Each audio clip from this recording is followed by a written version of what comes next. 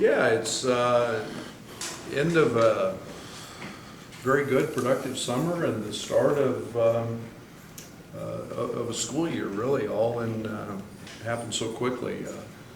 Summers fly by, this one especially, with the new recruiting calendar and the recruiting model kept us very busy in the month of June, as in July, and then our trip to Italy, which was fantastic. One of the best experiences that I've had in basketball was that trip. It was so well put together. We stayed in great places. We saw great cities. The educational piece of that was not just for our players. I think it was for our coaches as well. We endured a little bit, obviously, with some of the visa issues that those two young men had, and I feel just terrible for them that they didn't get to experience Italy. We did get tremendous amount of positive things from the standpoint of 10 practices, of which 8 of those were two-a-days. So that part of the summer was fantastic, and then the trip itself was fantastic, and the gyms were a little warm, but overall, I think we came out of that a better basketball team with some questions answered that we feel great about. So, and we needed answered. And we still have some that are out there, but we feel much better, and I think we got out of that trip everything that we had hoped to get out of that. What was the timing of that trip for your program, Brad, and where you're at?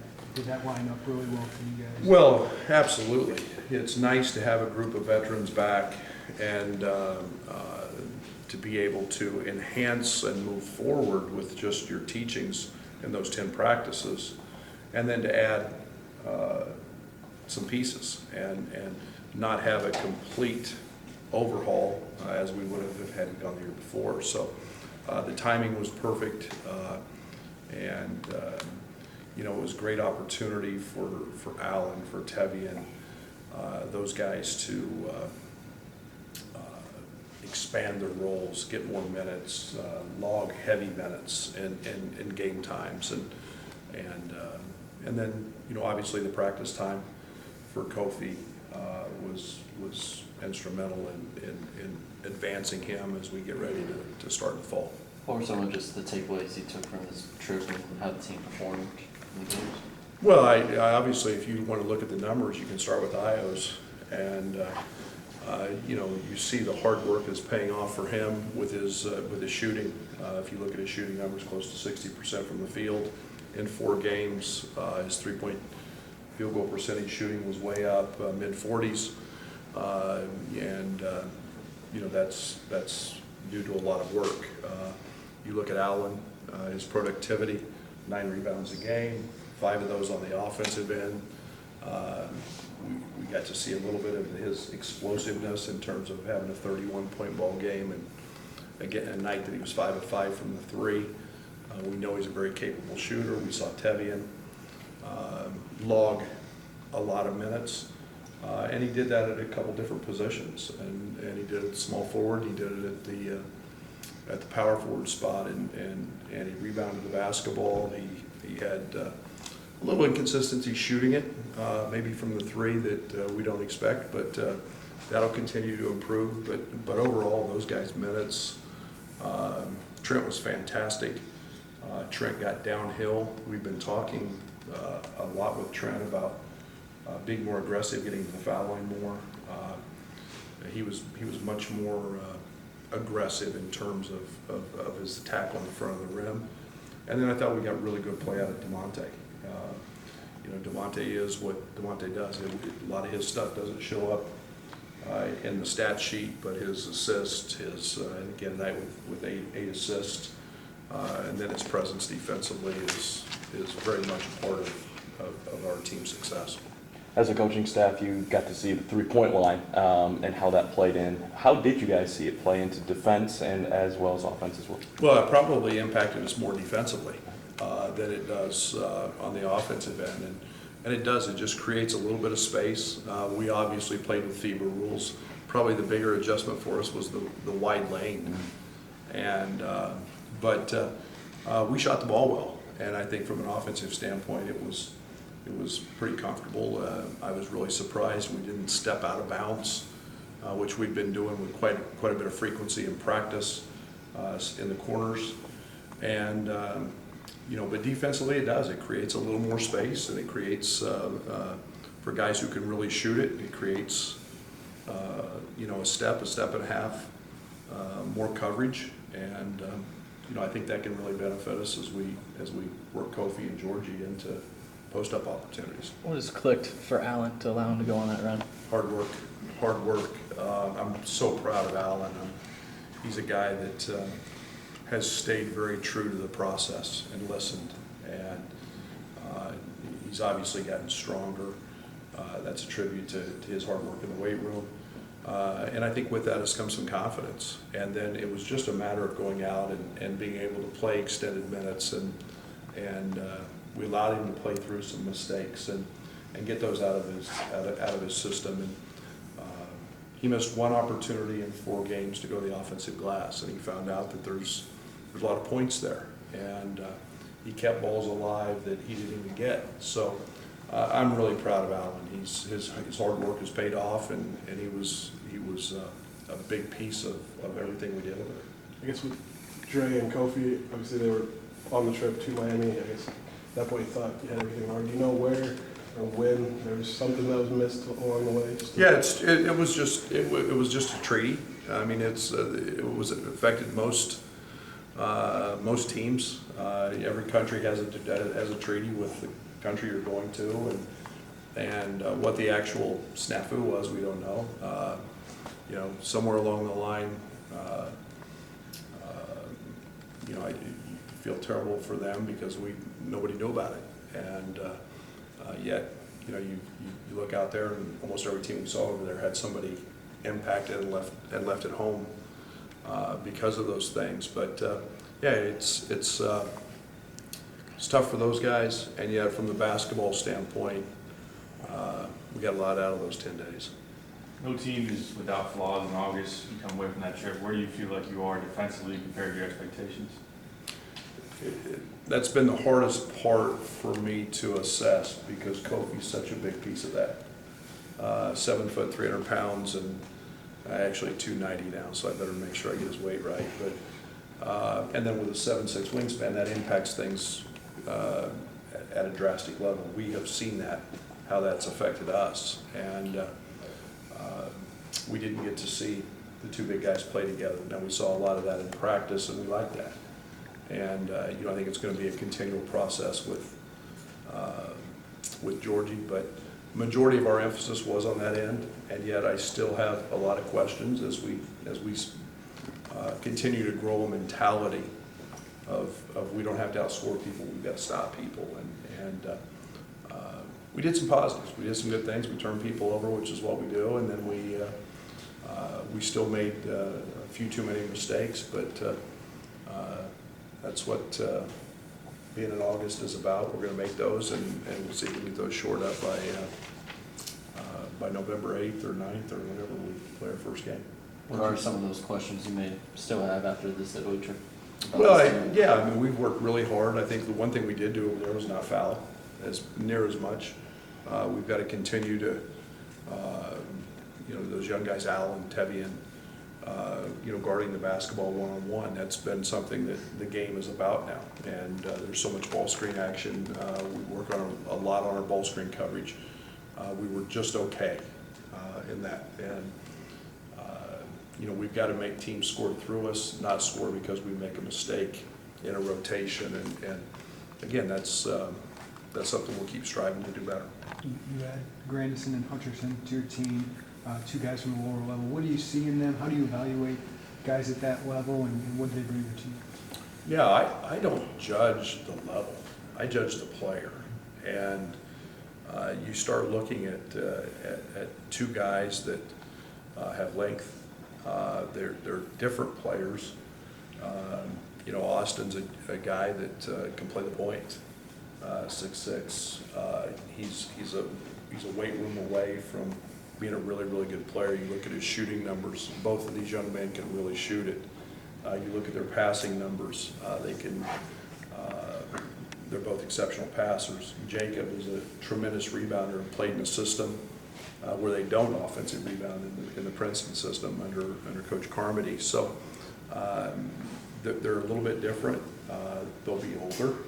I like the fact that they're guys that will be in our practices and in our program for 3 years. They have 2 to play, and there's a maturity that comes with that, and it's a great opportunity for these young guys to come in and make us better this year, practicing against really good players, and understand our system, get stronger, develop every aspect of it physically and mentally, and then when it's their time next year, they'll be ready. And the only thing they can't do is travel with us, but they'll see Big Ten basketball, they'll see great opponents, and I'm excited about it. They fit not just the basketball wise, but they're both outstanding students, and they're both very, very high IQ players. Brad, you talked about how the recruiting process has changed a lot, and you guys are recruiting all the way into August here. How much is your, this kind of unconventional way of putting a team together, is that the recruiting process, or how do you guys kind of come to this way of putting together a team? Yeah, I don't think it's really that unconventional anymore. I think it's more of the norm. I think that Oregon got a really good player yesterday, and you start looking at the way things are happening with the NBA, with guys declaring, with late transfers, with kids reclassifying, and you throw all that together, and it almost pays to have scholarships open and be available at the end, and so I'm excited about where we're at, and we've never filled all of our scholarships. Yes, we did last year a little bit with Tyler, but now we're in a situation where we're full, and we've got 2 guys sitting that are very, very good and will mature and grow, and when it's their time, they'll be ready. You talked a lot about the learning experience of that trip. What was the biggest takeaway for you and maybe the players outside of basketball? Well, I think that we look at history here as 200 years old, 300 years old, and you walk into, see the painting of the Last Supper on the wall, and you see the Colosseum, one of the 7 wonders of the world, and realize what all has gone on there, and all of the just the history and the Pantheon. It's history beyond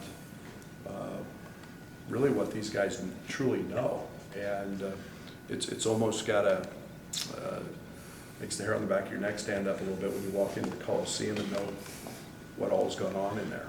And so I think our guys enjoyed all of that, and taking all that in and seeing Florence and all the domos, and gosh, it's just Milan, Lake Como is one of the most beautiful places I've ever seen, and I think those guys enjoyed that. And there was George Clooney's house, or houses, and so that's pretty cool. You get to see a little bit of that as well. But just the culture, the food, it all made it very, very special and very educational. You were a little worried about Chin's bank account from Milan. How'd he fare?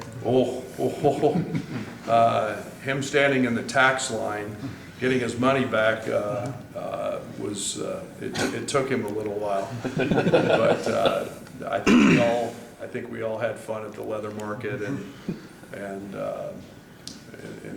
Florence. But yeah, it was fun, and we had a great time. We had great hosts and guides. We had two local guys from Italy who did an unbelievable job, and Maury Hanks and his crew did an unbelievable job of putting this thing together for us. Surrounding all of the IO talk, how did Trent do on the trip? Trent was great, both ends of the court, and he didn't he didn't have great shooting numbers, but he hit, he does what Trent does. And I thought the one thing that his aggression was something that we've been really talking about. And he's a 14, 15 point a game scorer in his 2 years here. No reason that shouldn't go up, but we need him to be more aggressive doing that. And he's got to get to the foul line. He's got to have more opportunities. And he gets wherever he wants, and now we've got to take that next step. And I thought he did a really good job of that in Italy, and we saw marked improvement there. And then, defensively, he's one of our best defenders. He's going to hawk that ball and does a great job at denying, and was again one of our steal leaders. How's Benjamin's help coming along, Brad? Yeah, well, he's got I guess another doctor's appointment here, and as soon as he gets back in school, and we'll get that assessed. Very precautionary. Italy didn't mean that much in terms of taking a risk to get him hurt, so we'll see, and hopefully he's making the right progress where we can get him back out here and have a very productive fall with him. What's your schedule now moving forward in the next week? Yeah, school starts. We'll be off a little that entire week. Just give them the adjustment period after Labor Day. They will get back in with Fletch in the weight room. We'll start there. We'll go another week to let them get through the stiffness and the soreness, and then we'll start individuals. Then we're going to assess where we're at. Practice starts September 24th or 5th, right in there. We will not start then, I can tell you that. We will probably back that up. How long, we'll see how the spring goes. I want to make sure they have the proper time with Fletch.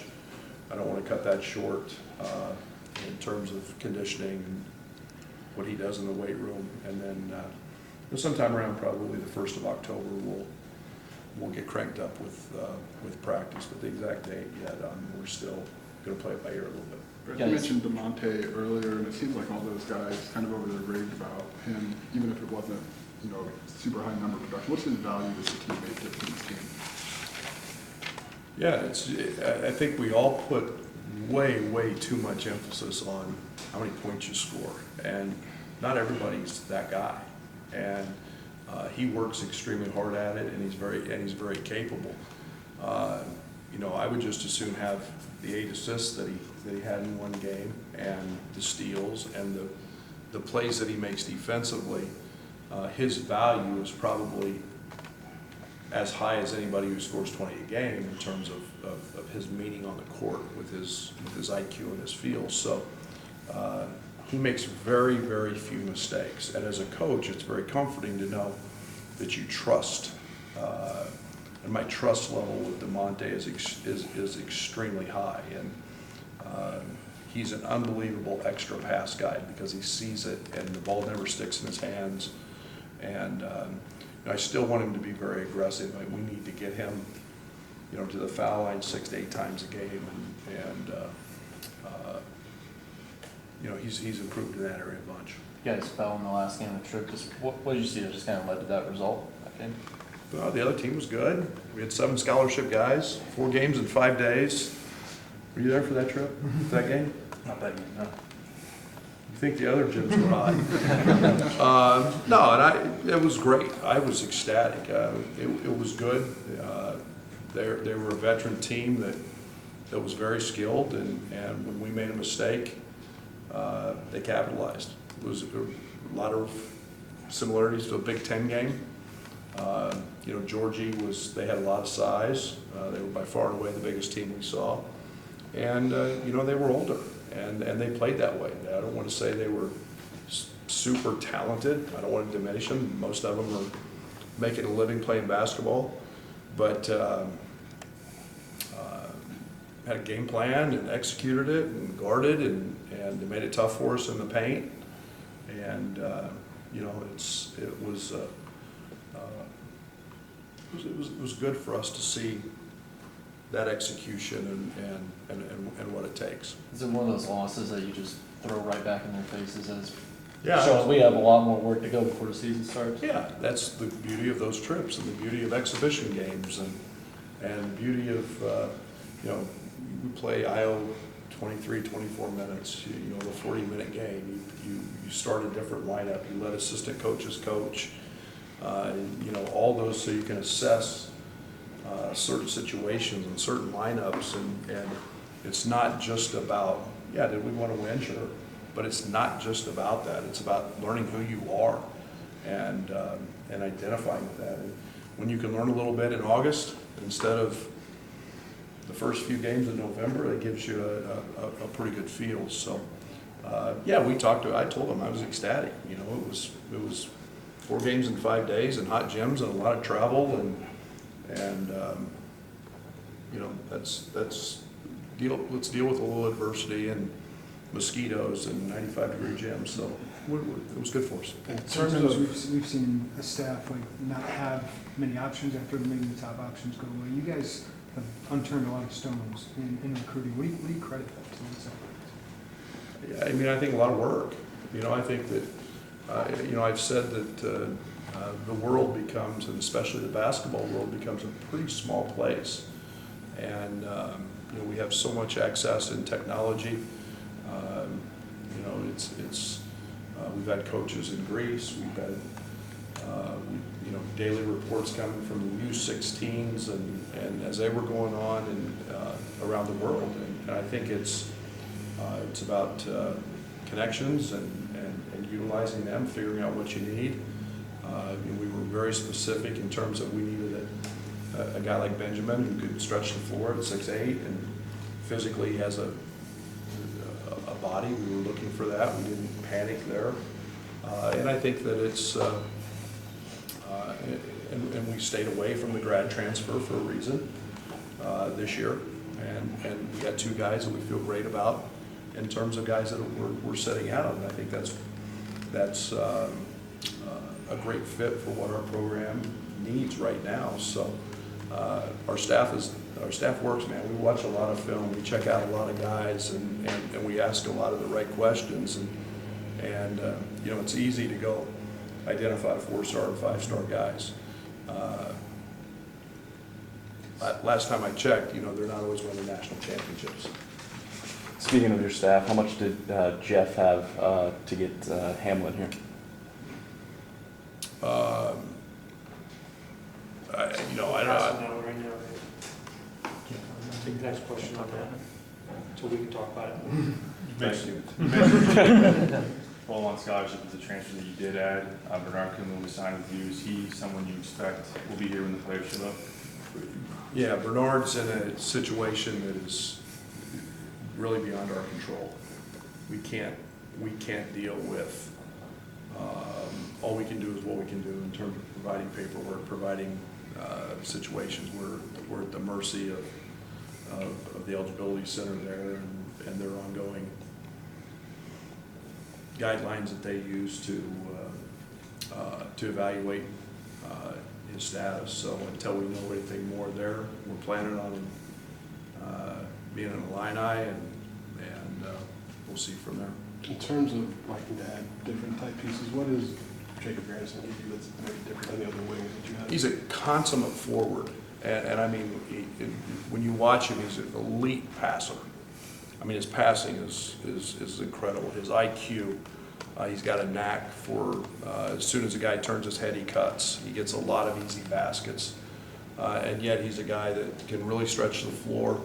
36, 37% three-point shooter. That will go up, I think, as he gets a year off. I think he's a guy that can be a low 40s. He took a lot of hard shots for them as their leading scorer and best player, and yet he's a guy that I loved in his tenacity on the glass. He scored in post-ups. We like to post our forwards a lot. He does a lot of that, and I'm really excited about you know, his IQ. He's fun to sit and visit with and talk basketball, and he really sees and understands the game. What's the transition going to be for him going from that Princeton offense to what you like? Yeah, you know, I think that it's not a drastic difference in terms of spread and some of the Princeton stuff. The concepts are very, very similar. It's based on passing as we are. You know, I think that one thing that will be a pleasant and fun for him is actually being able to go to the offensive glass, because they don't there. You know, they play so slow. You know, instead of him getting some opportunities on the offensive glass, him playing, he's a good athlete, and being able to run, use his ball handling skills, use his passing skills in the open court. I think all that will pay off. Thanks, guys. Thanks, Coach.